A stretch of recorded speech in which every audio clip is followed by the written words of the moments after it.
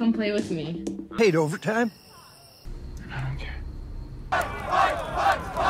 Fuck, man!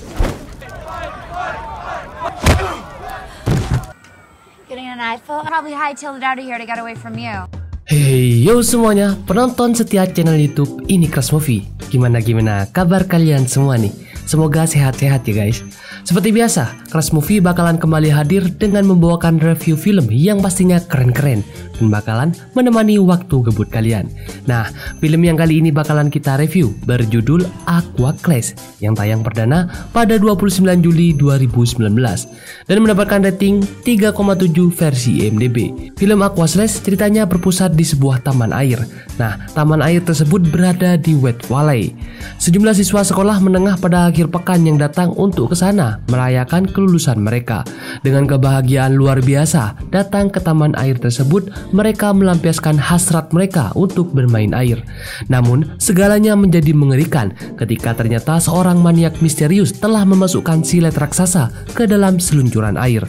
Taman air itu menjadi latar belakang pertumpahan darah dan semua orang menjadi tersangka. Nah, daripada kalian penasaran, tonton terus dan saksikan terus kelanjutan ini. Nah, sebelum kita lanjut, jangan lupa bantu like, comment, share, dan subscribe. Dan jangan lupa juga hidupin lonceng notifikasinya guys, supaya kita semua semangat nih untuk ngontennya. Oke, tidak usah berlama-lama lagi. Dan inilah film Aqua Slash.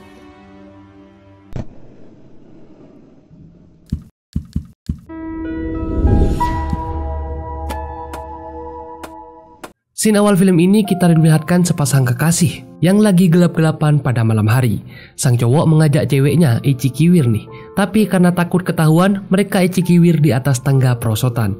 Saat lagi enak-enak, tiba-tiba ada pria yang membunuh mereka guys. Aduh. Di tempat wisata Waterboom terdapat 3 pria yang kerjanya selalu membuli orang lain dan kini mereka membuli anggota band yang disewa oleh panitia di sana untuk meramaikan pesta perpisahan atau kelulusan. Panitianya adalah teman-teman mereka sendiri. Mereka bersenang-senang guys dan bermain bersama di seluncuran dan kolam renang dan mereka memakai bikini-bikini kesukaan mereka.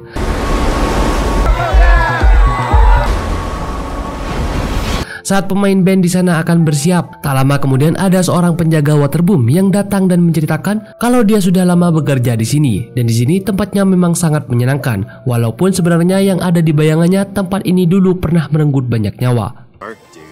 Don't get me wrong. I'm dying and being murdered are not the same. Penjaga di sana ada yang berpacaran guys, tapi mereka sering bertengkar. Saat mereka bertengkar, gadis cantik ini menghampiri salah satu anggota band yang ternyata dia adalah mantan pacarnya. Dia mengenalkan mantan pacarnya kepada pacarnya, tapi pacarnya ini seperti tidak suka gitu guys dengan keakraban cewek dengan mantan pacarnya itu. Tommy, I manage this place. It's hot as fuck. Yang lain asik bergantian main seluncuran. Tiba-tiba ada 2 orang pria yang bermain seluncuran sambil membawa 2 botol minuman. Hal itu benar-benar dilarang karena berbahaya dan tak lama kemudian langsung terjadi. Botol minuman itu terkena salah satu kepala temannya yang mengakibatkan kecelakaan.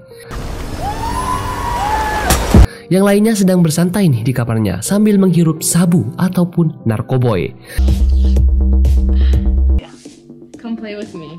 Saat hari mulai petang, cewek tadi menghampiri mantan pacarnya dan bersembunyi dari pacarnya dan bilang kalau dia sangat rindu kepada mantan pacarnya itu. Not if I kill him first. Cewek cantik itu bernama Kimberly dan mantannya bernama Josh. Mereka mengobrol berdua di atas loteng karena sudah sangat lama tidak bertemu. God. Sorry I scared you. Di sebuah restoran, Parcisilia yang juga bekerja sebagai pemenang jaga kolam renang ini bertemu dengan seorang pria yang dimana seorang pria ini sifatnya sangat aneh guys dan bahkan seperti jorok gitu. Your husband.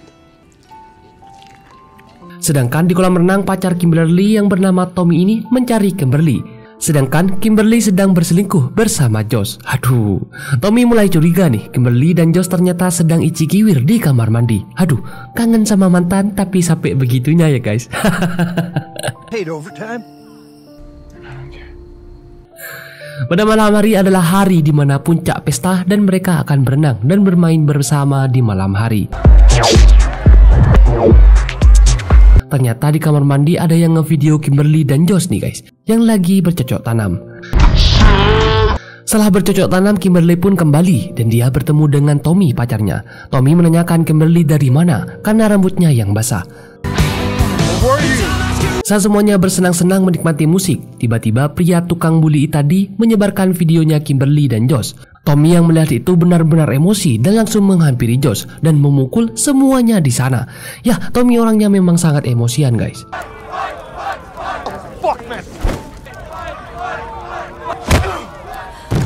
Semuanya akhirnya menolong dan melerai mereka yang ternyata Josh adalah anak dari pemilik Waterboom. Tapi Josh tidak mau ada yang tahu.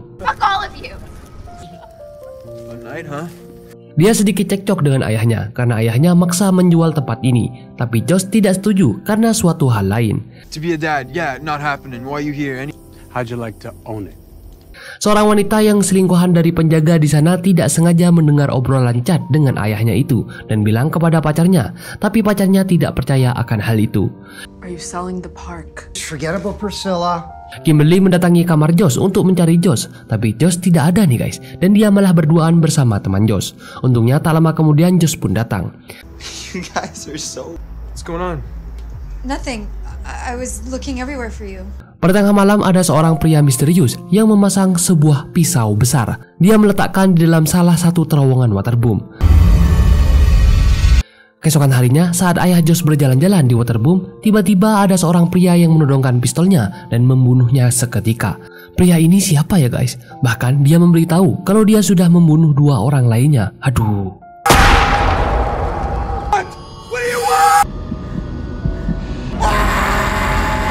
Di samping Waterboom terdapat pantai yang dimana ada seorang anak laki-laki yang kakinya terluka. Dia bermain pasir dan tidak sengaja menemukan headset, tapi ibunya tidak mendengarnya. Anak lain bersantai karena mereka masih belum selesai waktu itu di sana dan bersiap untuk melakukan perlombaan. Saat Tommy berjalan-jalan, dia menemukan tempat di mana tempat itu ada cairan merah dan ada bekas boran dari perosotan itu yang sepertinya dia tahu akan ada sesuatu yang terjadi. Di tempat lain, seorang pria dan wanita yang baru putus ini menciduk wanitanya yang sedang icigiwir di pinggir kolam. Aduh, bersama anak SMA di sana, aduh, mereka bisa melakukan di mana aja ya guys. Getting an iPhone, probably hightailed it out of here to get away from you. Mereka sangat bersemangat karena hari di mana game balapan seluncuran akan dimulai, di mana semua akan berseluncur bersama grup mereka dan siapa yang akan sampai lebih awal, maka mereka yang menang. Tommy mengingatkan ke semuanya kalau untuk menghentikan permainan ini karena ada sesuatu yang merusak perosotan di mana perosotannya akan roboh, tapi tidak ada satupun yang percaya dengan perkataan Tommy. Semuanya bersemangat naik nih dan tidak ada satupun yang tahu kalau ternyata di salah satu perosotannya ada yang dipasangkan pisau tajam. Yang kalian tahu apa yang akan terjadi? Tommy terus berteriak untuk melarang semuanya turun karena hal ini sangat berbahaya. Dari 3 geng yang turun, 2 geng antaranya sangat senang guys, tapi ada 1 geng yang mukanya datar, sepertinya mereka sudah tahu apa yang akan terjadi. Ternyata benar, di perosotan 3 wanita cantik dihadapi oleh salah satu pisau besar yang berbentuk silang dan membuat mereka semua meningsoi. Bagian-bagian badannya pun berpisah dan seketika kolam penuh dengan cairan merah dan berubah warna menjadi merah. Tommy yang tadi mengingatkan semuanya, dia ikut terjatuh ke seluncuran itu. Tapi dia masih menahan diri dan berusaha menyelamatkan diri. Semua orang di bawah berteriak karena tiba-tiba ada banyak mayat di sana. Josh berusaha menghentikannya, tapi yang sedang antri di atas tidak ada yang mendengarnya. Dan ya, mereka semua yang melewati perosotan itu terpotong-potong guys. Badan mereka terpecah belah dan tidak terselamatkan. Oh shit! There's blood everywhere! You need to come now! Usaha Josh melakukan hal ini sia-sia. Saat yang lain berusaha menghentikan dari atas, tapi mereka malah ikut didorong masuk ke Waterboom. Untungnya Josh masih selamat karena dia tidak masuk ke Waterboom yang ada pisau tajamnya. Setelah kejadian luka itu, Josh akhirnya menyetujui untuk menjual tempat itu apapun alasannya. Dan kalian tahu siapa yang melakukannya? Ternyata yang melakukan adalah ibu Josh sendiri. Karena jika tempat ini jadi dijual, maka dia akan mendapatkan keuntungan besar juga. Pesta kelulusan yang benar-benar mengerikan ya guys. Gimana menurut kalian filmnya? Keren kan? Nah, kalau begitu sampai di sini dulu review film kali ini. Sampai bertemu lagi di film-film selanjutnya. See you. Come play with me. Paid overtime? I don't care. Fuck, man! Getting an iPhone, probably hightailed it out of here to get away from you.